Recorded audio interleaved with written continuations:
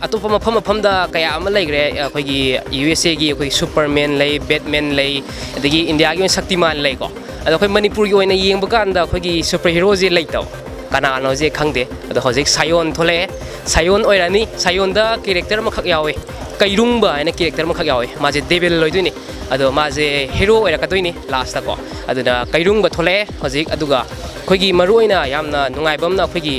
anime ꯐꯦꯟ ꯀꯥꯡꯕꯨꯅꯗꯤ ꯌꯥꯝ ꯈꯪꯕꯤꯒꯅꯤ ꯑꯩꯈꯣꯏꯒꯤ dragon ꯕꯣꯜ G ꯍꯥꯏꯅ ꯑꯩꯈꯣꯏꯒꯤ ꯑꯦꯅꯤꯃꯦ ꯑꯃꯈꯛ ꯂꯩ ꯁꯤꯗ ꯑꯩꯈꯣꯏ ꯃꯌꯥꯝꯅ ꯄꯥꯝꯅꯕꯁꯦ ꯃꯣꯏꯒꯤ ꯄꯋꯥꯔꯁꯦ ꯈꯥꯃꯦ ꯍꯥꯃꯦ ꯍꯥ ꯍꯥꯏꯅ ꯄꯋꯥꯔ ꯑꯃꯈꯛ ꯂꯩꯌꯦꯕꯀꯣ ꯑꯥꯔꯊꯗꯤ ꯈꯪꯗꯦ ꯈꯥꯃꯦ ꯍꯥꯃꯦ ꯍꯥ ꯍꯥꯏꯅ ꯃꯌꯥꯝꯁꯦ ꯄꯪꯅꯨꯡ ꯅꯨꯡꯉꯥꯏꯌꯦꯕ ꯑꯗꯨꯃꯥꯏꯅ ꯇꯧꯗꯅ ꯑꯩꯈꯣꯏꯒꯤ ꯃꯅꯤꯄꯨꯔꯒꯤ ꯑꯣꯏꯅꯁꯨ ꯑꯩꯅ ꯃꯩꯇꯩꯂꯣꯟꯗ ꯄꯋꯥꯔꯁꯦ ꯑꯌꯥꯝꯕ ꯃꯩꯇꯩꯂꯣꯟꯗ ꯂꯣꯏꯅꯃꯛ ꯁꯦꯝꯃꯦ ꯃꯅꯤꯄꯨꯔꯒꯤ ꯑꯍꯥꯟꯕ ꯃꯅꯤꯄꯨꯔꯤ ꯀꯣꯃꯤꯛꯁ ꯃꯪꯒꯥ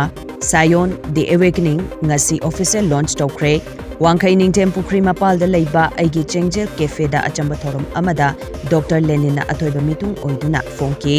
ꯂꯥꯏꯔꯤꯛ ꯑꯁꯤ ꯆꯍꯤ 12 ꯍꯦꯟꯅ ꯆꯪꯅ ꯁꯥꯒꯠꯆꯔꯛꯄꯅꯤ ꯍꯥꯏꯅ ꯀꯟꯁꯦꯞ ꯑꯥꯔꯠ ꯑꯃꯁꯨꯡ ꯔꯥꯏꯇꯔ ꯑꯣꯏꯔꯤꯕ ꯃꯣꯏꯔꯥꯡꯊꯦꯝ ꯃꯅꯤꯆꯟꯗ꯭ꯔ ꯃꯩꯇꯩꯅ ꯐꯣꯡꯗꯣꯔꯛꯂꯤ ꯃꯪꯒꯥ ꯑꯁꯤꯒꯤ ꯑꯅꯤꯁꯨꯕ ꯄꯥꯔꯠꯁꯨ ꯑꯊꯨꯕ ꯃꯇꯝꯗ ꯐꯣꯡꯂꯒꯅꯤ ꯍꯥꯏꯅ ꯃꯍꯥꯛꯅ ꯃꯈꯥ ꯇꯥꯔꯛꯂꯤ ꯂꯥꯏꯔꯤꯛ ꯍꯥꯏꯕꯗꯤ ꯌꯥꯗꯦ ꯇꯁꯦꯡꯅ ꯍꯥꯏꯇꯥꯔꯒꯗꯤ ꯑꯩꯈꯣꯏꯒꯤ ꯀꯣꯃꯤꯛꯁ ꯍꯥꯏꯅ ꯃꯌꯥꯝꯅ ꯑꯉꯥꯡꯁꯤꯡꯅ ꯄꯥꯟꯅꯔꯤꯗꯅꯀꯣ ꯇꯧꯕꯇꯕꯨ ꯀꯣꯃꯤꯛꯁ ꯍꯥꯏꯔꯒꯗꯤ ꯃꯈꯜ ꯃꯌꯥꯝꯗꯤ ꯂꯩꯈ꯭ꯔꯦ ꯇꯧꯕꯇꯕꯨ ꯑꯩꯈꯣꯏꯅ ꯉꯁꯤꯒꯤꯁꯦ ꯇꯁꯦꯡꯅ ꯃꯪꯒꯥ ꯍꯥꯏꯅ ꯀꯧꯏ ꯃꯪꯒꯥ ꯍꯥꯏꯁꯦ ꯀꯩꯅꯣ ꯍꯥꯏꯕ ꯀꯥꯟꯗ ꯑꯩꯈꯣꯏꯒꯤ ꯖꯄꯥꯟ ꯂꯣꯝꯗ ꯄꯨꯊꯣꯛꯄ ꯑꯩꯈꯣꯏꯒꯤ ꯀꯣꯃꯤꯛꯁꯤꯡꯒꯤ ꯃꯃꯤꯡꯁꯦ ꯃꯪꯒꯥ ꯀꯧꯋꯦ ꯑꯗꯣ ꯃꯪꯒꯥꯁꯦ ꯑꯩꯈꯣꯏꯅ ꯁꯤꯗꯒꯤ ꯑꯩꯈꯣꯏꯒꯤ ꯑꯉꯥꯡꯁꯤꯡꯁꯦ ꯃꯅꯤꯄꯨꯔꯒꯤ ꯑꯉꯥꯡꯁꯤꯡꯁꯦ ꯑꯌꯥꯝꯕꯅ ꯑꯦꯅꯤꯃꯦ ꯍꯥꯏꯕ ꯄꯣꯠꯁꯦ ꯌꯥꯝ ꯄꯥꯝꯃꯦ ꯑꯦꯅꯤꯃꯦ ꯍꯥꯏꯔꯒ ꯀꯥꯔꯇꯨꯟꯁꯦ ꯑꯩꯈꯣꯏ ꯖꯄꯥꯅꯤꯁ ꯂꯣꯝꯗ ꯑꯦꯅꯤꯃꯦ ꯍꯥꯏꯅ ꯈꯪꯅꯩ ꯑꯗꯣ ꯑꯦꯅꯤꯃꯦꯁꯦ ꯌꯥꯝ ꯄꯥꯝꯕꯅꯤꯅ ꯀꯃꯥꯏꯅ ꯇꯧꯒꯦ ꯑꯦꯅꯤꯃꯦꯁꯦ ꯐꯣꯡꯗ꯭ꯔꯤꯉꯩꯗ ꯃꯣꯏꯒꯤ ꯃꯃꯥꯡꯗ ꯃꯪꯒꯥ ꯍꯥꯏꯅ ꯑꯗꯨꯒꯤ ꯃꯃꯥꯡꯗ ꯑꯗꯨꯒꯤ ꯁ꯭ꯇꯣꯔꯤ ꯂꯥꯏꯟ ꯑꯃꯈꯛ ꯄꯨꯊꯣꯛꯑꯦꯕꯀꯣ ꯁꯤꯒꯤ ꯃꯪꯒꯥꯁꯦ ꯃꯣꯏꯒꯤ ꯃꯅꯤꯄꯨꯔꯗ ꯑꯩꯈꯣꯏꯅ ꯄꯨꯁꯜꯂꯛꯑꯒ ꯑꯩꯈꯣꯏꯒꯤ ꯃꯅꯤꯄꯨꯔꯒꯤ ꯁ꯭ꯇꯣꯔꯤꯗ ꯕꯦꯁ ꯇꯧꯔꯒ ꯍꯥꯏꯇꯥꯔꯦ ꯑꯩꯈꯣꯏꯒꯤ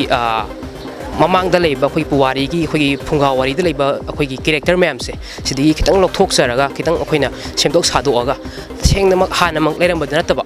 ꯐꯤꯛꯁꯟ ꯕꯦꯁ ꯑꯣꯏꯕ ꯏꯍꯥꯟ ꯍꯥꯟꯕ ꯑꯣꯏꯅ ꯃꯅꯤꯄꯨꯔꯒꯤ ꯁꯨꯄꯔ ꯍꯤꯔꯣ ꯍꯥꯏꯇꯥꯔꯦ ꯁꯨꯄꯔ ꯍꯤꯔꯣ ꯃꯪꯒꯥ ꯑꯣꯏꯅ ꯑꯉꯥꯡꯁꯤꯡꯅ ꯄꯥꯕꯗ ꯅꯨꯡꯉꯥꯏꯅꯕ ꯄ꯭ꯂꯁ ꯑꯍꯟ ꯑꯉꯥꯡ ꯈꯨꯗꯤꯡꯃꯛꯅ ꯄꯥꯕ ꯅꯨꯡꯉꯥꯏꯕ ꯌꯥꯕ ꯍꯥꯏꯇꯥꯔꯦ ꯐꯦꯃꯤꯂꯤ ꯑꯣꯏꯅ ꯄꯨꯂꯞ ꯄꯥꯕ ꯅꯨꯡꯉꯥꯏꯕ ꯏꯟꯇꯔꯦꯁꯇꯤꯡ ꯑꯣꯏꯕ ꯑꯩꯈꯣꯏꯒꯤ ꯀꯔꯤ ꯍꯥꯏꯅꯤ ꯄꯥꯎꯇꯥꯛ ꯄꯤꯕ ꯌꯥꯕ ꯃꯣꯔꯦꯜ ꯚꯦꯂꯨ ꯄꯤꯕ ꯌꯥꯕ ꯑꯗꯨꯒꯤ ꯃꯑꯣꯡꯗ ꯑꯩꯈꯣꯏꯅ ꯑꯦꯄꯤꯁꯣꯗ 9 ꯄꯨꯊꯣꯛꯆꯕꯅꯦ ꯑꯗꯣ ꯑꯍꯥꯟꯕ ꯑꯦꯄꯤꯁꯣꯗꯅꯦ ꯑꯩꯈꯣꯏꯒꯤ एपिसोड 1 सायोन एपिसोड 1 अवेकनिंग हाइसे अदुना सिगी पोस्ट ओइदो अखोइगी जेनरेशन जे गेप यामना लेग्रे बेंगुली द पाबा थोपा जेनरेशन अमा अदगी मैती मेक द पाबा थोपा जेनरेशन अमा अदुना जेनरेशन तोंगान अनि लेबनिना अनि जी खल्लगा अखोइना इंग्लिश मीडियम द ओइना इंग्लिश द इरगा अखोइगी उचारोन दि मैतीरोन ओइबा अखोइगी फेसबुक द काइदा स्टोरी द थोपा मयाम दो अदुमाइना तौरगा इंग्लिश द इरगा उचारोन दि मैतीरोन ओइबा अदुगी मोंग दोइना इजाबनी अतोपा मीना पानिंग लेनिंगे हाइतारगदी हयेंग डेट 20 दगी अखोइगी उकियो कैसामपात की सेगारो त लेबा उकियो लाइक स्टोर सिदसु फंगनी अदगी क्वागैथेल हाइनो खोंगनि मिद लेबा अखोइगी सना मार्ट हाइना रेगुलर हाई स्कूल की मनाक त लेबा सिदसु फंगनी अदगी पौना बाजार मरुइना पौना बाजार की इडुकेयर हाइना खंगनबा सिदसु फंगनी अदुदुगा हाइरांगोई थोंग द लेबा एक्रॉस द बोर्ड हाइना कोचिंग सेंटर अमखक लै अखोइ पब्लिशर की हाउस हाइतारेको सिदसु फंगनी अदुगा अखोइ इसामकी पुथोक्सरिबा डीजी आर्ट्स हाइतारे डीजी आर्ट्स हाइना पुथोक्सरिबा आई इसामकीनी सिदसु दुम फंगनी मफमना सगोलबन तेरा सदोपम लेकाय सिदसु फंगनी अदुगा अतोपा डिस्ट्रिक्ट द कक्सिंग द ओरगना अखोइगी गीस कलेक्शन हाइना कक्सिंग बाजार दा PNB बैंक की हेक नाकंद अमल लेबनी अदुरसु फंगनी अदु अतोपा डिस्ट्रिक्ट द यौनबदी अखोइ याम कन होना जरी दु निमित नेनी हुमनि जिग मनग सोइद मके यौरानी लाइरिक से तसेंग हाइ तारगदी आई थंद तोकजबनी इबसु येकपसु खुदिमक आइना लोइन तोकजबनी अदु लाइरिक से 2012 तगी सागचरपने हाइ तारे मतम यामन कुइना इना काउना तौदना सागचरगा हंदक 2025 सिदा फोंगजबन लाइरिक की ममल जे अखोइगी प्री बुकिंग तोरिंगे मतमददी 40 रुपीस त फंगे अदो हजि हजि ngasi date 19 रिलीज तोरबनिना लुपा 55 सुमतगी लुपा 55 दा angang singnazu affordable yam oinaba haitare angang sine je pabla nungainaba gidamak lupa 55 khatang piraga sida phongjabane yam interesting oiba amkha khaijage akhoi manipur gi ihanan ba super hero manga oiga toini akhoi se manipur da atopa mafam da kaya ama laigre akhoi gi USA gi akhoi superman lay batman lay adagi india gi shaktiman lay ko akhoi manipur gi oina yengba kanda akhoi gi super hero je laitaw kanano je khangde ado hojik sayon thole sayon oirani sayon da character amakhak yawe kairungba haina character amakhak yawe maje devil loiduni ado maje hero oirakaduni last ta ko aduna kairungba thole hojik aduga khoigi maruina yamna nungaibamna khoigi anime fan kamunadi yam khangbigani khoigi dragon ball z na khoigi anime amakhak lei sida khoi mayamna pamnabase mogi power je khame ha na power amakhak lei ko arthadi khangde khame ha na mayam je panung nungai ba ꯑꯗꯨꯃꯥꯏꯅ ꯇꯧꯗꯅ ꯑꯩꯈꯣꯏꯒꯤ ꯃꯅꯤꯄꯨꯔꯒꯤ ꯑꯣꯏꯅꯁꯨ ꯑꯩꯅ ꯃꯩꯇꯩꯂꯣꯟꯗ ꯄꯋꯥꯔꯁꯦ ꯑꯌꯥꯝꯕ ꯃꯩꯇꯩꯂꯣꯟꯗ ꯂꯣꯏꯅꯃꯛ ꯁꯦꯝꯃꯦ ꯑꯗꯨꯅ ꯑꯦꯛꯖꯥꯝꯄꯜ ꯑꯣꯏꯅ ꯑꯩꯈꯣꯏꯒꯤ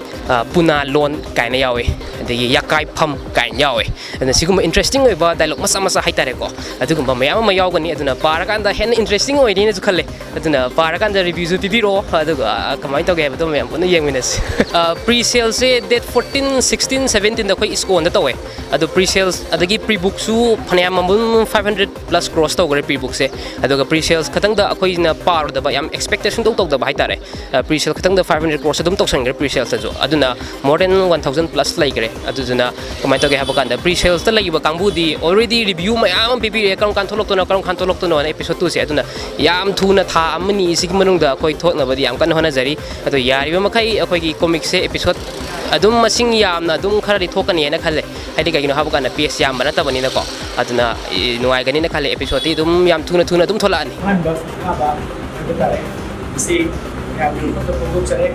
हान बोय बनिना स्वेगा पेगा याम म योरो बगसु इसीना पेगा इन तो जरी बसी नोबा इनोवेटिव आइडियाज में हम थोपा दुगा में हम तो पीबो गाइदना सारा करे खरा तौरगा मैं हम गानबा अमदी कोई किसु इनोवे जति मो इनबा अमदी कोई के अनाक्स में हम तमनरो मतलब सिकी कॉमिक स्टाइल्स दा विरम तम भी होबा नजरीबा कोई हम रिच होबा कल्चरल अमदी ट्रेडिशनल होबा लगे फोक